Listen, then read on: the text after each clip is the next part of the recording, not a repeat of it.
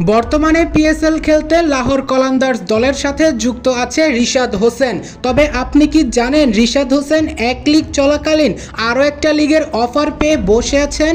হ্যাঁ দর্শক, তিনি জিএসএল টি20 খেলবে অস্ট্রেলিয়ান টিমের হয়ে, আর সেই টিমটা হোবার্ট হ্যারিকেন্স অর্থাৎ বিগ ব্যাশের যে দলটা রিশাদ হোসেনকে কিনেছিল। যদিও বিপিএল এর কারণে বিগ ব্যাশটা খেলা হয়নি, কিন্তু সেই বিগ ব্যাশ অর্থাৎ রিকি পন্টিং এর টিম আবারও রিশাদ হোসেনকে চায়।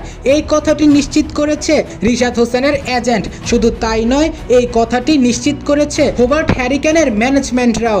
তারা ডেইলি সানকে জানিয়েছে তারা ইতোমধ্যে বিসিবির কাছে প্রস্তাব পাঠিয়েছে রিশাদের জন্য, অর্থাৎ সেই সময়ের জন্য যদি রিশাদকে এনওসি দেয় তবে তারা রিশাদকে দলে বেরাবে। এই নিউজটি এখন চারিদিকে ছড়িয়ে পড়েছে। অনেকের মনে প্রশ্ন এখন জাগছে, তবে কি রিশাদ রংপুর রাইডার্সের হয়ে খেলবেন না?